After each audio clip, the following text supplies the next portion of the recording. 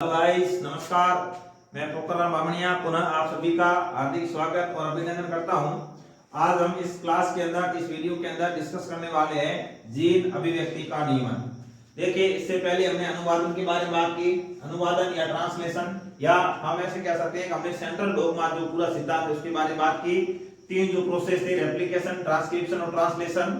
Replication में DNA से DNA का निर्माण, ट्रांसक्रिप्शन में डीएनए से आरएनए का निर्माण और ट्रांसलेशन के अंदर आरएनए से प्रोटीन का निर्माण। ये जो भी हमने क्रिया पढ़ी है ये सेंट्रल डोगमा से रिलेटेड थी और अंतिम बिंदु के रूप में हमने प्रोटीन निर्माण के बारे में बात की थी। अब हम नेक्स्ट बात करते हैं कि जो पॉलीपेप्टाइड श्रृंखला का निर्माण होता है इसका नियमन किसी न किसी जीन के द्वारा किया जाता है। मतलब जो जीन है उसके द्वारा पॉलीपेप्टाइड श्रृंखला या प्रोटीन के निर्माण का नियमन किया जाता है। इसी को हम जीन अभिव्यक्ति का नियमन कहेंगे। मतलब ये है कि जीन अभिव्यक्त होगा, जिसको जीन एक्सप्रेशन कहा जाता है। जीन अभिव्यक्त होगा तो ही प्रोटीन का निर्माण होगा। मतलब जीन अभिव्यक्त करके या उसकी अभिव्यक्ति के दौरान है वो प्रोटीन का निर्माण होता है। तो जीन अभिव्यक्ति का नियमन की बात करें तो ये नियमन केवल प्रोटीन निर्माण तक सीमित नहीं होता, या हम ये कहें कि प्रोटीन का निर्माण होगा या नहीं होगा, ये है वो जीन अभिव्यक्ति के ऊपर निर्भर करेगा या इस पर डिपेंड करता है। अब इसमें प्रोटीन का निर्माण हो या नहीं हो, इसके लिए जो बात करते हैं तो जो जीन अभिव्यक्ति है, जीन अभिव्यक्ति का जो नियमन है ये अलग अलग स्तर पर होता है। यदि हम यूकेरियोट्स की बात करते हैं तो यूकेरियोट्स के अंदर जीन अभिव्यक्ति का जो नियमन है वो अलग अलग स्तर पर होता है या विभिन्न स्तर पर होता है। देखिए, सबसे पहले जो जीन अभिव्यक्ति का नियमन है वो अनुलेखन स्तर पर, मतलब अनुलेखन के स्तर पर ही यह नियमित हो जाता है कि प्रोटीन का निर्माण करना है या नहीं, प्रोटीन का निर्माण होना है या नहीं। यदि प्रोटीन का निर्माण होना है तो अनुलेखन की क्रिया होगी, और यदि प्रोटीन का निर्माण नहीं करना है तो अनुलेखन की क्रिया नहीं होगी। मतलब डीएनए से आरएनए बनेगा ही नहीं। यदि प्रोटीन का निर्माण करना है तो डीएनए से आरएनए का निर्माण होगा, और यदि प्रोटीन का निर्माण नहीं करना है तो डीएनए से आरएनए का निर्माण नहीं होगा। इसके लिए जीन अभिव्यक्ति है या जीन का अभिव्यक्त होना जरूरी है। यदि प्रोटीन का निर्माण करना है तो उसमें जीन अभिव्यक्त होना जरूरी है, और यदि प्रोटीन का निर्माण नहीं होना है तो जीन अभिव्यक्ति नहीं होगी। या हम ये कहें कि जीन एक्सप्रेशन या जीन अभिव्यक्त हो, इसका भी किसी एंजाइम्स के द्वारा, किसी जीन्स के द्वारा इसका भी नियमन किया जाता है, और इसका नियमन करने वाली जो जीन होती है उसको नियामक जीन कहा जाता है या रेगुलेटरी जीन कहा जाता है। तो इसका नियमन अनुलेखन के स्तर पर हो सकता है कि अनुलेखन का प्रोसेस होगा या नहीं होगा, और मान लो अनुलेखन की क्रिया हो गई तो उसके बाद में संसाधन स्तर पर, मतलब जो प्रोसेसिंग होती है, संबंधन का जो प्रोसेस होता है, संबंधन का मतलब है जो अव्यक्तिक और व्यक्तिक आरएनए के अंदर जो इंट्रॉन और एक्सॉन पाए जाते हैं, या जो व्यक्तिक और अव्यक्तिक पाए जाते हैं, उसमें से व्यक्तिक को प्रोटीन का निर्माण करेंगे और अव्यक्तिक प्रोटीन का निर्माण नहीं करेंगे। अब इस स्तर पर भी नियमन होता है। अब इस स्तर पर नियमन कैसे होगा कि व्यक्तिक और अव्यक्तिक दोनों एकांतर क्रम में पाए जाते हैं, आपस में मिले होते हैं, मिक्स पाए जाते हैं। यदि प्रोटीन का निर्माण करना है, अनुवादन की क्रिया यदि होनी है, तो उसमें से अव्यक्तिक को वहां से हटाया जाता है, जिस क्रिया को स्प्लाइसिंग कहा जाता है, संबंधन कहा जाता है। इसी को हम कहते हैं डीएनए के द्वारा जो आरएनए बना है उसका संसाधन करना या उसकी प्रोसेसिंग करना। और मान लो संसाधन भी हो गया तो उसके बाद में एमआरएनए जो केंद्र के अंदर बना है, अब उसका भी नियमन होगा, रेगुलेशन होगा। कैसे होगा? उसका रेगुलेशन इस प्रकार होगा कि यदि प्रोटीन का निर्माण करना है तो वो एमआरएनए प्रोटीन निर्माण की सूचना लेकर कोशिका द्रव्य के अंदर आता है, और यदि प्रोटीन का निर्माण नहीं करना है तो वह एमआरएनए प्रोटीन निर्माण की सूचना लेकर कोशिका द्रव्य के अंदर नहीं आता है। या हम ये कहें कि एक प्रोटीन निर्माण की सूचना लाने वाला जो एमआरएनए है, जो जीन है, उसके ऊपर जो नियामक जीन पाई जाती है, यदि प्रोटीन का निर्माण करना है तो एमआरएनए को कोशिका द्रव्य में ले जाने का कार्य करेगा, और यदि प्रोटीन का निर्माण नहीं करना है तो उस एमआरएनए को केंद्रक के अंदर ही रखने का कार्य किया जाएगा।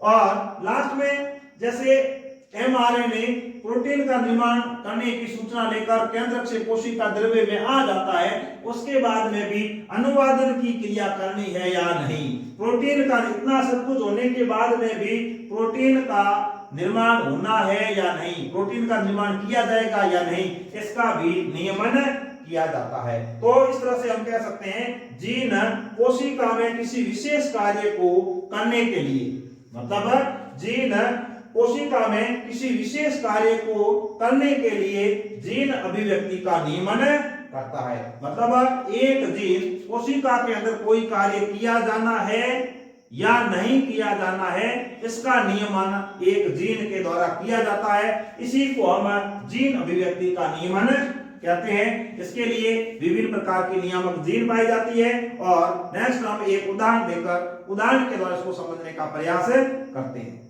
देखिए जीन अभिव्यक्ति का जो नियमन है वो एक उदाहरण के द्वारा समझने का प्रयास करते हैं। एक बैक्टीरिया या जीवाणु है जिसका नाम है ई कोलाई।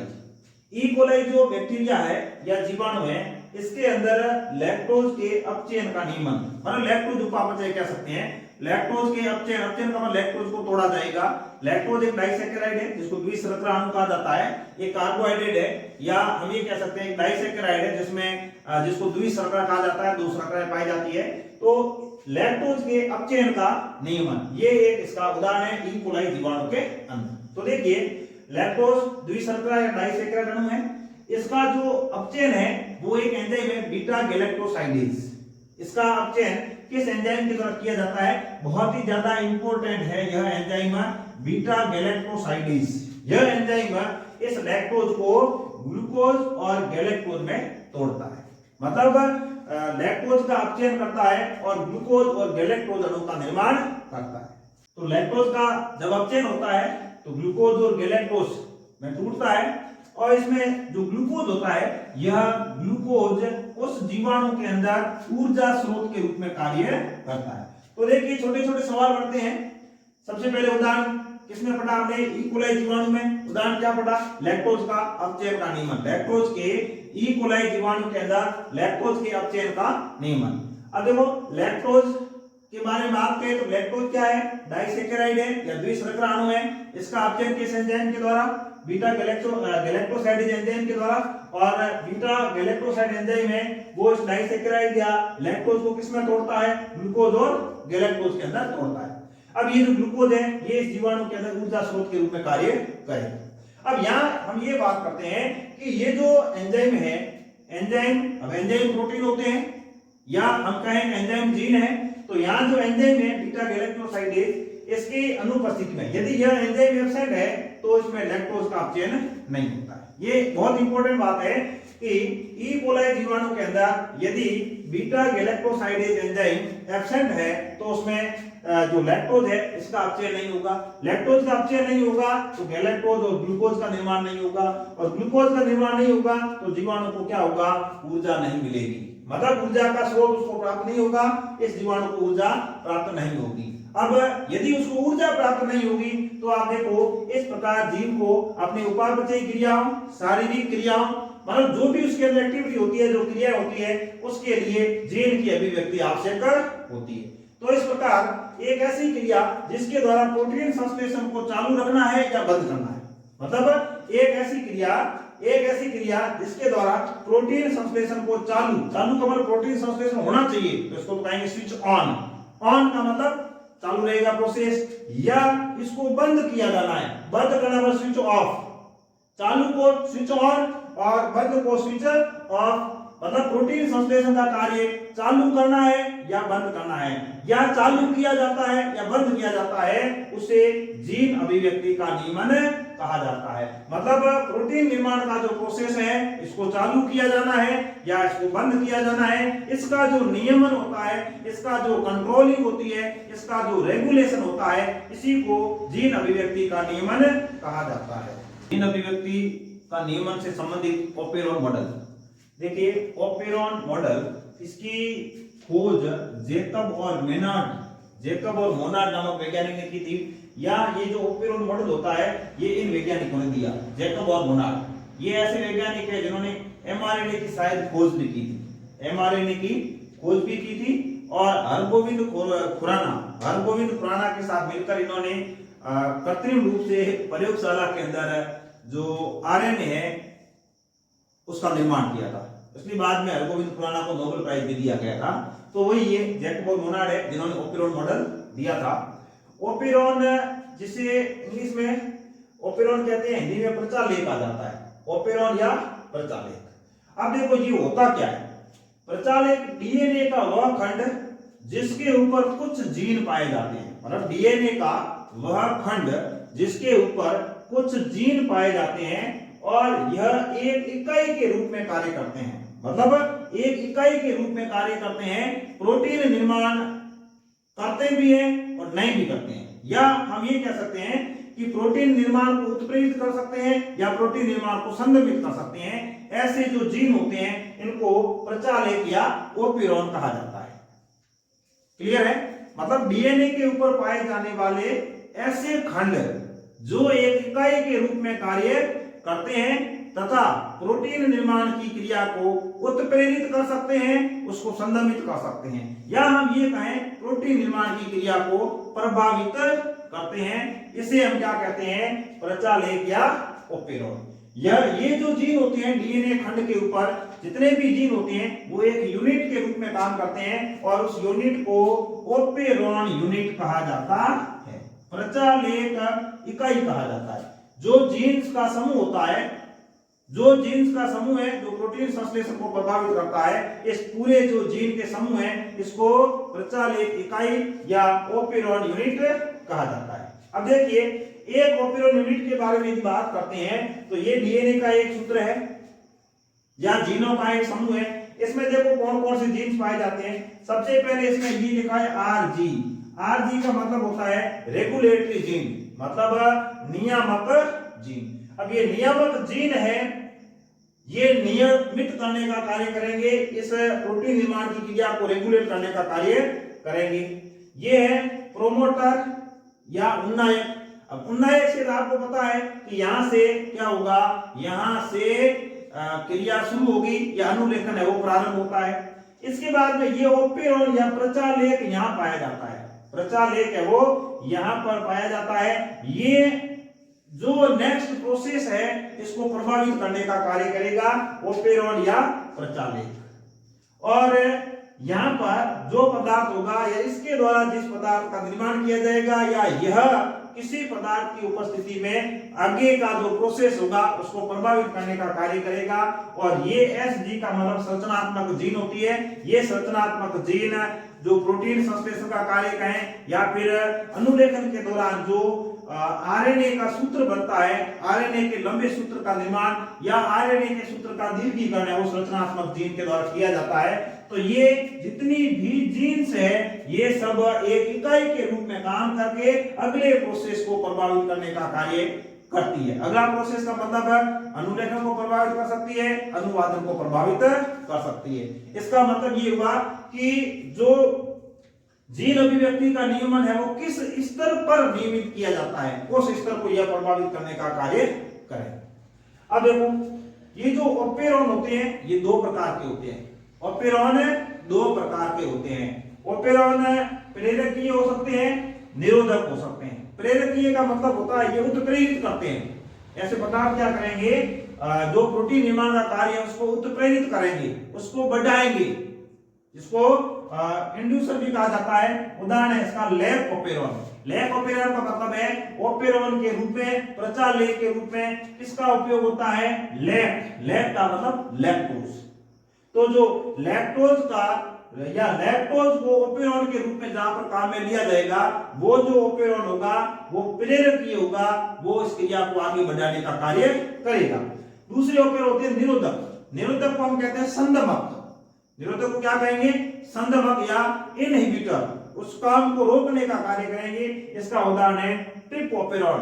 ट्रिप का मतलब होता है ट्रिप्टोफेन। तो ट्रिप्टोफेन क्या निरोधक या संदमक का कार्य करेगा। तो देखिए बहुत ही इंपॉर्टेंट छोटे मोटे प्रश्न है। ओपेरॉन मॉडल किन वैज्ञानिकों ने दिया था।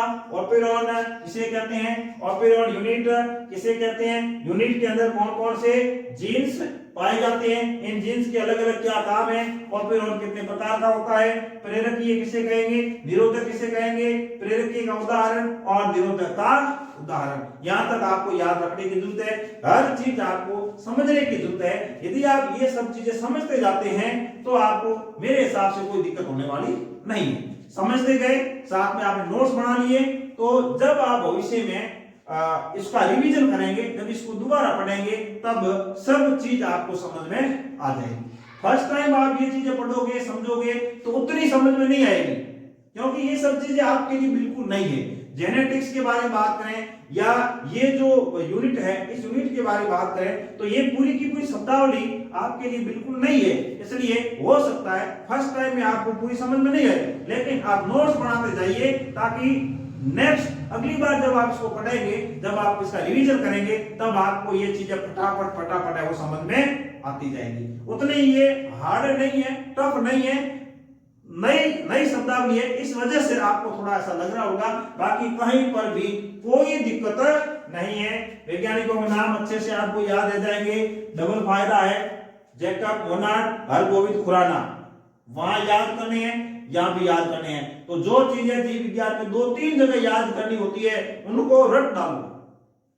पता है कि ये चीज यहां भी आई, ये चीज अगले पार्ट में और आएगी, फिर आगे जाके और आएगी, उनको आप पहले पार्ट में रख डालो, झंझट खत्म, न रहेगा बांस, न बजेगी बांसुरी, एक साथ ही आपने वो काम कर लिया। तो आपको इस तरह से पढ़ने की जरूरत है। ये हो गया। इसके बाद में ओपेरॉन क्या है, ओपेरॉन यूनिट क्या है, कौन कौन से जीन है, कितने प्रकार का है, इसके क्या उदाहरण है। परीक्षा के अंदर आपके जो बोर्ड का पैटर्न है, उसके अंदर छोटे छोटे सवाल पूछे जाएंगे।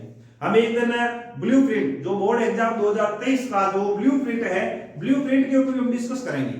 क्या डिस्कस करेंगे कि कौन से पार्ट से कैसे प्रश्न आएंगे, मतलब किस पार्ट। बोर्ड ने पूरा का पूरा मामला सेट कर रखा है, कहीं पर भी कोई किंतु परंतु नहीं है। पहला पार्ट है, पहले पार्ट में जैसे मान लो 2 नंबर के सवाल आएंगे, तो 2 नंबर के सवाल कैसे आएंगे भाई। बड़ा प्रश्न तो बढ़ नहीं सरा पहले पार्ट से, 4 नंबर का प्रश्न तो बढ़ नहीं सरा, क्यों, क्योंकि वो पार्ट ही 2 नंबर का है।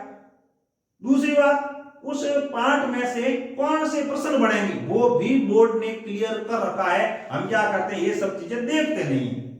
मॉडल पेपर आप उठाकर देखोगे, उसमें ये सब चीजें कंप्लीट कर दी गई है कि पहले पार्ट के अंदर कितने नंबर के क्वेश्चन आएंगे और क्वेश्चन कौन से होंगे, ऑब्जेक्टिव टाइप के होंगे, खाली स्थान वाले होंगे, या अति लघुत्रात्मक होंगे या लघुत्रात्मक होंगे, कौन से प्रश्न होंगे, ये भी बोर्ड ने सब कुछ तय कर रखा है। उसी ब्लूप्रिंट के अकॉर्डिंग मॉडल पेपर भी बोर्ड ने जारी कर दिए हैं। तो हम एक दिन अलग से क्लास लेंगे और ब्लूप्रिंट के बारे में डिस्कस करेंगे। तो आपको ये छोटे बड़े जितने भी सवाल आपको दिख रहे हैं, ये सब चीजें आपको याद करनी है, समझने की जरूरत है।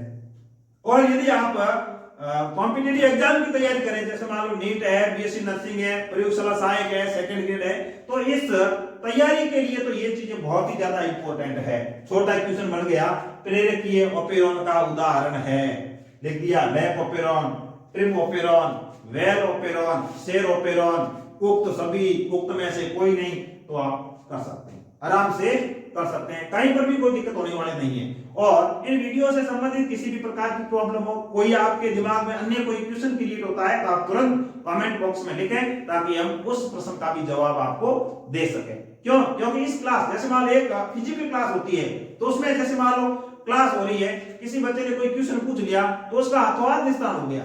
लेकिन ऑनलाइन प्लेटफॉर्म के माध्यम से जो भी बच्चे अध्ययन करते हैं, उनके सामने ये फैसिलिटी नहीं है।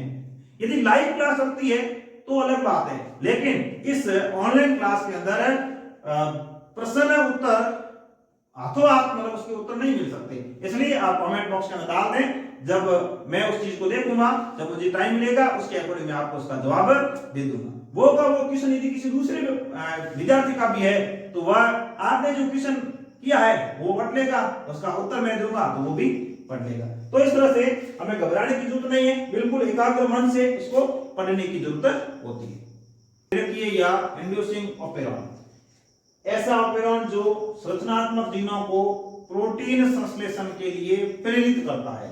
मतलब ऐसा ओपेरॉन या ऐसा प्रचालित जो संरचनात्मक जो जीन पाए जाते हैं, संरचनात्मक जीनों को प्रोटीन निर्माण के लिए उत्प्रेरित करता है या प्रेरित करता है, ऐसा ऑपेरॉन है वो प्रेरकीय ऑपेरॉन कहलाता है। सीधा सा मतलब है ऐसा ऑपेरॉन जो प्रोटीन निर्माण को प्रेरित करे, प्रोटीन निर्माण को बढ़ाए, और बढ़ेगा कैसे? जब संरचनात्मक जीनों को उत्प्रेरित करेगा। तो इस तरह से प्रेरकीय ऑपेरॉन ऐसा ऑपेरॉन जो संरचनात्मक जीनों को प्रोटीन निर्माण के लिए प्रेरित करता है, प्रेरकीय ऑपेरॉन कहलाता है।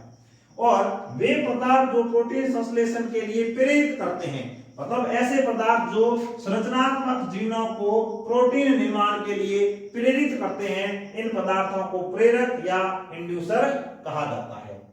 उदाहरण के लिए लैक ऑपेरॉन, लैक ऑपेरॉन हमने अभी बात की है। लैक ऑपेरॉन एक प्रेरकीय ऑपेरॉन का उदाहरण है। लैक ऑपेरॉन के अंदर जो लैक्टोज होता है यह प्रेरक के रूप में कार्य करता है, और यह लैक्टोज प्रेरक के रूप में कार्य कर संरचनात्मक जीनों को प्रोटीन निर्माण के लिए उत्प्रेरित करता है। हालांकि कई ऑपेरॉन है, लेकिन लैक ऑपेरॉन जो है ये आपके सिलेबस के अंदर है। इसको हम डिटेल से, वो बाद में अगले वीडियो के अंदर डिटेल से बात करेंगे, तो उसको हम यहां समझ लेंगे कि किस तरह से लैक्टोज है वो संरचनात्मक जीनों को उत्प्रेरित करता है। नेक्स्ट, निरोधक या संदमक ऑपेरॉन। तो ऐसा ऑपेरॉन जो संरचनात्मक जीनों को प्रोटीन संश्लेषण के लिए उत्प्रेरित नहीं करता है, मतलब उसको संदमित करता है या उसको रोकने का कार्य करता है या उसको कम करने का कार्य करता है, ऐसे ऑपेरॉन को संदमक ऑपेरॉन या निरोधक ऑपेरॉन कहा जाता है। उदाहरण के लिए है ट्रिप ऑपेरॉन। ट्रिप ऑपेरॉन के अंदर ट्रिप्टोफैन जो है ये एक अमीनो अम्ल है। ये जो ट्रिप्टोफैन है यह अमीनो अम्ल क्या करेगा, इसमें संरचनात्मक जीनों को प्रोटीन संश्लेषण के लिए संदमित करता है। इसलिए ट्रिप ऑपेरॉन के अंदर ट्रिप्टोफैन संदमक के रूप में कार्य करता है या प्रोटीन संश्लेषण की क्रिया को कम करने का कार्य करता है। तो देखिए दोनों कंडीशन में ये तो प्रेरकीय ऑपेरॉन या लैक ऑपेरॉन है, तो लैक ऑपेरॉन में यदि लैक्टोज पाया जाता है तो प्रोटीन का निर्माण अधिक होगा। यहां पर यदि ट्रिप्टोफैन पाया जाता है तो प्रोटीन का निर्माण कम होगा। दोनों एक दूसरे के विपरीत है। क्यों? क्योंकि ये पदार्थ होगा तो प्रोटीन का संदमन होगा, प्रोटीन का निर्माण नहीं होगा या कम होगा। क्यों? क्योंकि ये प्रोटीन निर्माण को संदमित करता है। यदि ये अधिक मात्रा में पाया जाएगा लैक्टोज, तो ये क्या करेगा, संरचनात्मक जीनों को उत्प्रेरित करेगा, प्रोटीन का निर्माण करेगा या प्रोटीन का निर्माण अधिक होगा। तो लैक्टोज की उपस्थिति के अंदर तो क्या होगा, लैक्टोज की उपस्थिति के अंदर प्रोटीन का निर्माण अधिक होगा, इसलिए इसको धनात्मक ऑपेरॉन भी कहा जाता है। ट्रिप्टोफैन यहां पाया जाता है, ट्रिप ऑपेरॉन के अंदर ट्रिप्टोफैन पाया जाता है तो प्रोटीन का निर्माण कम होगा, इसको ऋणात्मक ऑपेरॉन कहा जाता है। या हम ये कहें कि ये जो ऑपेरॉन है लैक ऑपेरॉन के अंदर लैक्टोज क्या करता है, प्रोटीन निर्माण को बढ़ाता है, या इस तरह का जो नियमन होता है इसको धनात्मक नियमन कहा जाता है। क्या कहेंगे, धनात्मक नियमन। धनात्मक या इसको हम क्या कहते हैं, पॉजिटिव रेगुलेशन। और इसमें ट्रिप्टोफैन यदि उपस्थित होगा तो क्या होगा, प्रोटीन का निर्माण कम होगा, प्रोटीन का निर्माण कम होगा, इसको हम क्या कहेंगे, ऋणात्मक रेगुलेशन। ऐसे मतलब ये तो क्या है, धनात्मक नियमन का उदाहरण है और ये ऋणात्मक नियमन का उदाहरण है। ये कॉमन सेंस की बातें हैं, ये हमें कोई अलग से बताने की जरूरत नहीं है। आपको पता है जो बढ़ाएगा वो तो धनात्मक होगा, जो घटाएगा वो ऋणात्मक होगा। तो छोटी मोटी बात है, ये तो आपको अपने दिल और दिमाग से सोचने की जरूरत है, समझने की जरूरत है। जो जो चीजें आपकी किताब के अंदर दे रखी है, जो आपके सिलेबस के अंदर है, उसको मैं बिल्कुल सरल रूप में, मतलब जितना मेरे से सरल हो सके मैं उस रूप में आपको बताने का प्रयास कर रहा हूं, क्योंकि ये एक ऐसा चैप्टर है, इस चैप्टर के अंदर यदि स्टूडेंट सीधा पार्ट पढ़ेगा तो उसको मेरे हिसाब से 40 से 50% चीजें समझ में नहीं आएगी। इसलिए बिल्कुल सरल भाषा के अंदर आपके सामने मैं प्रस्तुत करने का प्रयास कर रहा हूं। तो इस तरह से ये चीजें आपने समझ ली, ये धनात्मक है और ये ऋणात्मक है। इस प्रकार आपने आज की इस वीडियो के अंदर जो जीन अभिव्यक्ति है, जीन एक्सप्रेशन का रेगुलेशन है या रेगुलेशन ऑफ जीन एक्सप्रेशन है, इसके बारे में हमने काफी अच्छे से पढ़ने का प्रयास किया। और जो ओपेरॉन मॉडल है जैकब मोनोड के द्वारा दिया गया उसको भी हमने पढ़ा। ओपेरॉन दो प्रकार के होते हैं, प्रेरकीय और संदर्भक, और प्रेरकीय संदर्भक किसे कहते हैं हमने इसके बारे में भी अध्ययन किया। इस तरह से आज के वीडियो में बस इतना ही, मिलते हैं नेक्स्ट वीडियो के अंदर, तब तक के लिए आप सबका धन्यवाद। जय हिंद, जय भारत, जय संविधान।